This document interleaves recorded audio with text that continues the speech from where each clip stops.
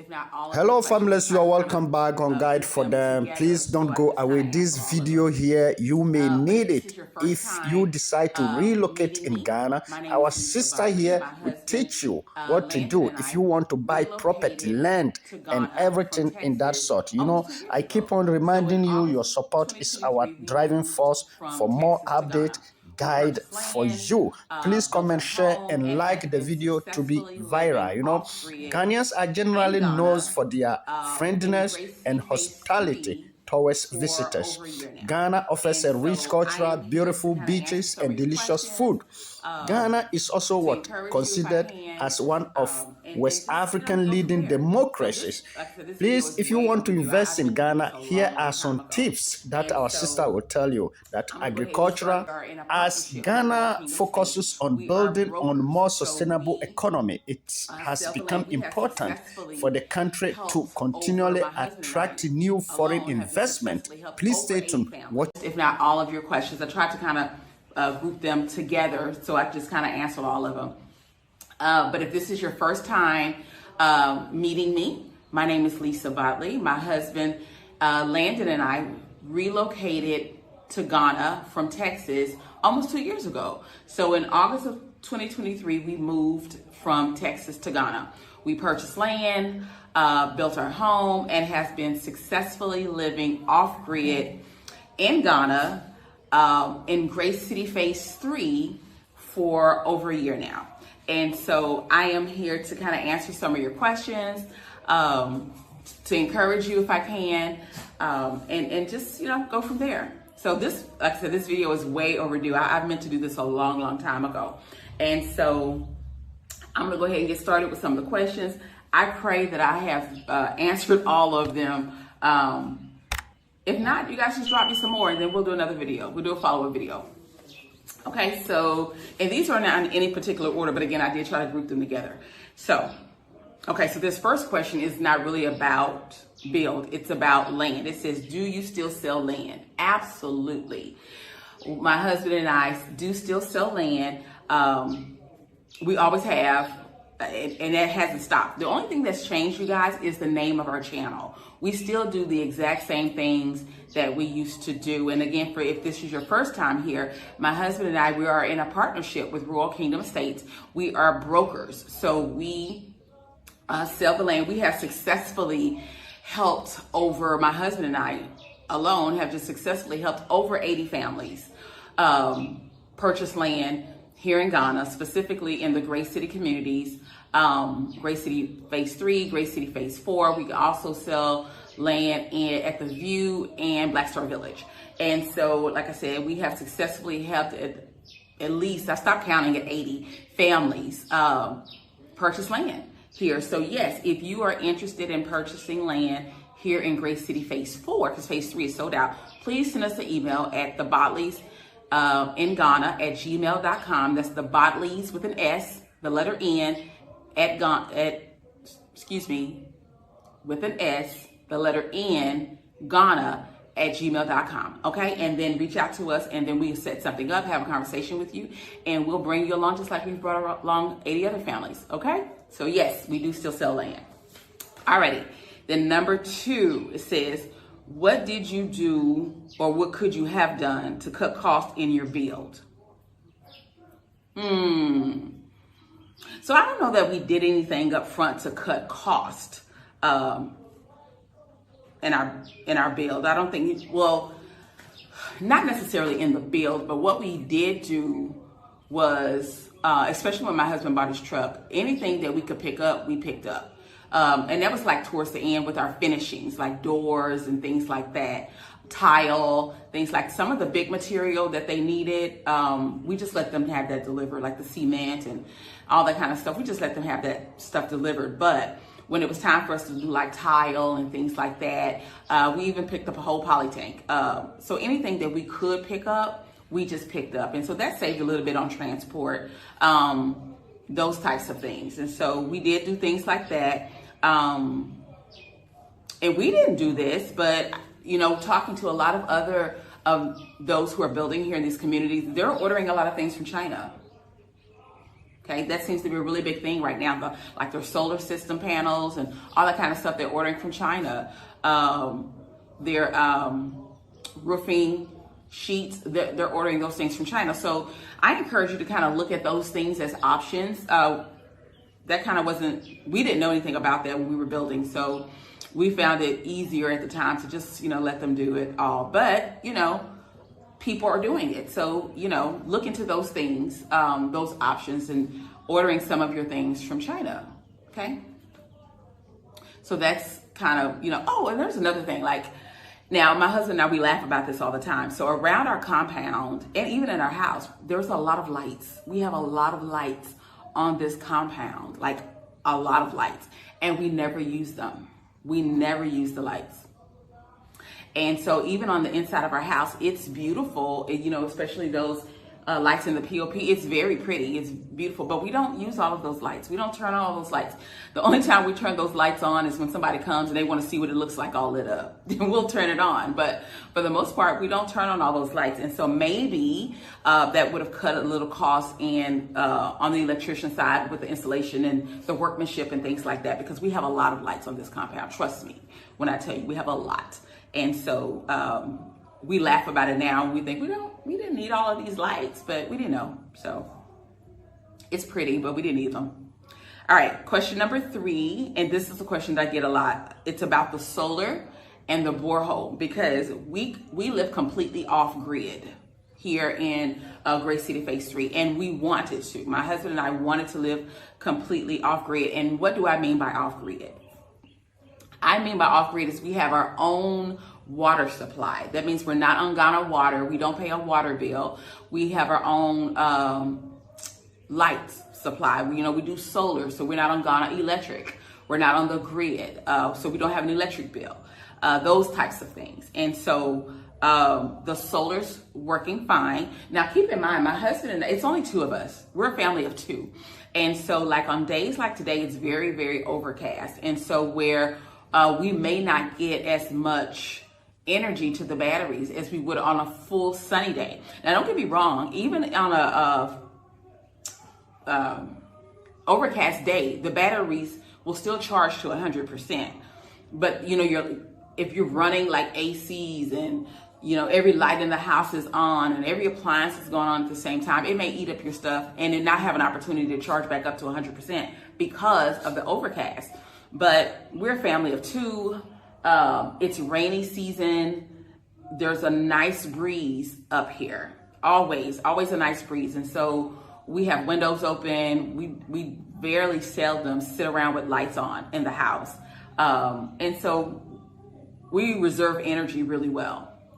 So that's, but it works really well for our house. Now, what we have found out is during dry season that we could benefit from a couple more batteries. So we are going to be purchasing a couple more batteries, because just the more batteries you have, the more energy you can preserve, and then you'll just have it. So just over time, we'll be adding to that solar system. But for now, it works fine for my husband and myself, and especially during rainy season. Now, if you are a family of 4 or 5 and you have children involved or those types of things, a lot more activity going on in your house than what we have, then you'll probably want to manage that a little bit more, depending on, what your system is like. Okay, but again, my husband and I are a family of 2. We're never running more than 1 television. There's never a reason to have on a bunch of lights. It's rainy season, so we don't use the ACs. So it's fine. It's fine. But we did realize that during the dry season that we need to kind of add some things to our system. So we'll be working on that. Now, the borehole is our water supply. And for those of you all who don't know what a borehole is, and some don't because they've asked me to explain it, I didn't until we moved here. But a borehole is our water supply. And I think some of you refer to that in the States as a well, except for you don't manually pump your water from the ground as you do with a well from back in the day, right? So here they drill down into the ground until they've hit water, right? And so we have a constant water supply. And so then the water collects into a poly tank, and then it goes through a filter system, and then it collects into another poly tank. And the water from that poly tank is then pumped into the house. So that's the water that we have. And so we don't have a water bill, and we don't have an electric bill. So that's what I mean when I say we are completely off grid. They are working fine. The borehole's working fine. We've not had any issues with that. We also have solar hot water too. So we don't have hot water heaters in our home. We have the one hot water tank, solar hot water tank, and it works just fine. So no water bill, no electric bill. That's what I mean about off grid. And so successfully living off grid for over a year. All right, this one says, how do the locals treat you? The locals are very nice. Like, everybody knows that we're out here. Everybody is very kind. One thing I have learned about the Ghanaian community is that they're very family oriented, very, very family oriented. You know, some of us coming from the States, some of us are family oriented, but in a different way. Like, you know, we love our families, but Ghanaians are very family oriented, and you almost have to kind of be around them to kind of know exactly what I'm talking about, right? And so everybody's very nice. Everybody's very pleasant. My husband and I are doing a much better job with infiltrating ourselves in the community, because we can tend to be like quiet people. We're very much introverted, where we like to be at home, but this is our community, right? So we live here. We have been living here for over a year. So we are very intentional now about doing a lot of our, as much as we can, our shopping up here. Now, we will go to Accra whenever we have to, you know, we need something specific, or if we have to run errands, we'll pick up something down there. But for the most part, a lot of the locals here, they don't leave this community and go to Accra to shop. They do it all up here. And so we've been very intentional about doing that. Like, there's several cold stores we can go to and get all of our protein, and you can get eggs on every corner, fruits and vegetables on every corner, all of your dry goods, flours, rice, pasta, whatever you want on every corner. You can get it, shower gels, toothpaste, whatever you need, you guys, it's up here on this mountain, you know. And so we have found that, you know, when we intentionally go to some of these establishments, and establish a relationship or just have our faces seen, it's just so much better, you know. I remember maybe several months ago, we went down to one of the places here up on the mountain, and I wanted to buy a fan, like a stand-up fan. It was during dry season, so it was hot. I wanted a fan, and the system was down, right? So the network was down, and so there was no way for me to, like, you know, pay him money for the fan. And so we got a fan. I think we got like a pitchfork or something like that for the garden, and a couple of other things. And he says, "Oh, just take it and send me the money when the network comes back up." And I was like, "Really?" And he was like, "Yes, just take it." And I just really appreciated that. I appreciated that because he didn't have to do that. You know, he didn't know me. He didn't, you know, I had never stopped there before, but just because he felt like, you know, "Oh, just take it." You know, he just trusted me. And so, and I you know, think that's because maybe he sees us up and down, like I said, and we're getting better at with intentionally stopping at different places and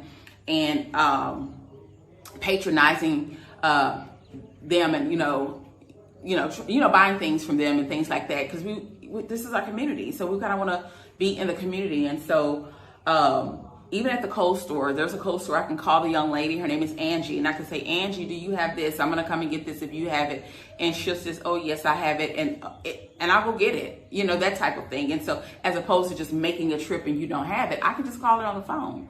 And so, but that comes with intention, because what I realize is that sometimes, and what I've heard people say is, people don't smile at you.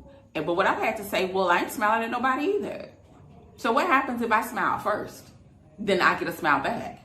So it's a lot of that. So, because sometimes, you know, just like sometimes we're standoffish and don't know, you know, people can be the same way. So if you offer a smile first, you'll see that you'll get it back. Like, the face just lights up and everybody's just, you have to see. But be intentional about building those relationships, you know. And then, but the locals are fabulous. Fabulous. So not a problem.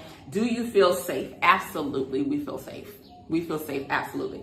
Now, when you are here, you have to do what you do in the States. Like, what do you do to secure your home in the States? What do you do to just make sure you're safe every day? You just have to do those same things here. You know, you should anyway. Like I said, we have, we've taken, done what we have security here on the compound. We have our dogs. We have, it's just very secure. But, nobody's trying to hurt us. Nobody's trying to hurt us. But, use wisdom. Use wisdom. Just use wisdom, right? Lock up your doors. Would you leave your doors unlocked in the States? No, so don't do it here. But, for the most part, it's pretty safe. We feel very safe. All right. Do I have any advice for building? Yes. Get started soon. Oh, that's good. Yeah, get started soon. And I say that because, y'all, the prices of things are going up. Nothing's going down.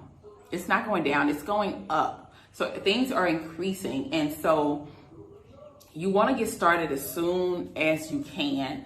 Also have a good relationship with your contractor. Make sure you guys are communicating with your contractor as well as your architect and what it is that you want. Make sure that your drawing is exactly what you want. Every room is where you want. Every bathroom, every closet, every corridor and entryway is where you want it on the blueprint. And so make sure that you are in communication with your builder and what you want and things like that. And so, yeah, I would say get started as soon as you can because things are increasing. Prices are increasing. Nothing's getting cheaper at all. All right, so how's the healthcare? Healthcare is great. And I will tell you, my husband and I have said this several times. All praises to the Most High. We haven't had an emergency. But if we did, there's plenty of facilities we can go to. We're just very grateful that we haven't had any emergencies.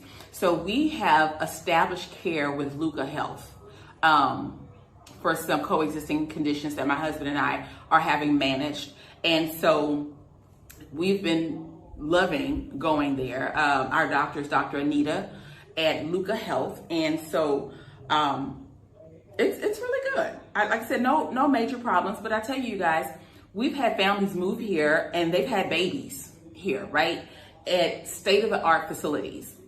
Excellent care for them and their babies. And so all of the things that, you guys are concerned about as far as your health care, you'll be fine. I promise you. But do your research. Get comfortable on your own. Call up some of these facilities. Ask questions. Look them up online. But healthcare is great. Families are moving here every day and they're thriving, right? They're thriving.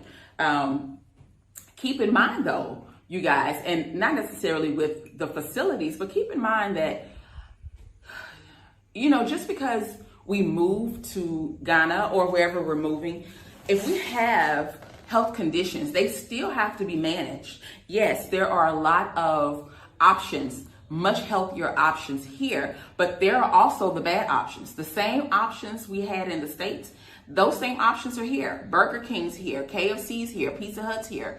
All of the things that you buy in the States, you can find them here. All of the unhealthy things that you purchase in the States that has you in whatever condition you're dealing with, you can and will find them here. So it really comes down to us making a choice, right? We still have to manage our health. We still have to manage our diets and things like that. And so I'm preaching to the choir. I'm talking to me too. We still have to do that. So just moving here alone, yes, you won't be stressed, possibly if you don't create your own avenue of stress. But yeah, but keep that in mind that you have to manage your health still because all of those bad options, you can and will find them here the longer you're here. All right. Oh, last question. Do I get bored? Nope. This is good, y'all. So y'all, this is cinnamon. I boiled some cinnamon sticks. This is cinnamon, lemon, and ginger, and a little honey. It's so good. But no, I don't get bored. I don't get bored at all. And I will tell you, there's so much to do. I have a garden, for you all who don't know. I have a garden that I am building and managing every day. And so that keeps me busy, right? I'm an introvert, so I love to be at home. I don't mind being at home. I like it when my house is cleaned. So I love cleaning my house. I don't mind cleaning my house and, you know, being out here on my patio, making videos, reading a book. I just don't ever get bored. When I was in the States, I was a workaholic. I can say that. I worked in compliance. If you guys know anything about medical compliance, that's what I did. And so it was very demanding, although I did love it. I really enjoyed it. I did. It was a lot of work though, and it was very stressful. And so, no, I don't get bored at all. I don't get bored at all. There's so much I can find to do here. I don't get bored. And so there's tons of things you can involve yourself in though. Again, being at home is just what we like to do, but there's so much you can get involved in here in Ghana. So much you can get involved in. And so it's out there. Yeah. And so y'all, those were just some of the questions that went really fast. And I hope that I answered some of your questions or most of your questions, but we have been, again, in wrapping it up, we have been living successfully off-grid in Gray City Phase 3 for a little over a year. And I would not change a thing. I wouldn't change a thing. Moving here has been the best decision. My husband and I have talked about it. We were just like, moving here has been the best thing ever. Like, there's no stress. We're very peaceful. If you can tell, you guys, it's very quiet. It's Friday and it's very, very quiet. Even with all the construction going on around, because people are building their houses, Phase 3 is definitely booming. There's so many people starting their projects. And even with the projects going on around here, it's still very quiet. You may hear like some, you know, trucks delivering some materials, but for the most part, it's very, very quiet, very peaceful. We're very happy here. And yeah, we love it. We love it. And so I know that some of you all are working on your projects and working out the logistics of coming here yourselves. And so we're praying for you and looking forward to you coming and making it and starting your projects. And like I said, people are moving here every day. They're relocating their families here every day. They're having families here. They're having babies here. So it's pretty amazing. It's pretty amazing. And so that is it. Yep, successfully off-grid for a year here in Gray City Phase 3. So again, if you guys are interested in having us help you purchase land in Gray City Phase 4, because Phase 3 is sold out, please send us an email at thebotleysInGhana@gmail.com. Again, that's the Botleys with an S in Ghana@gmail.com. And we'll be happy to help you become one of our neighbors. Okay?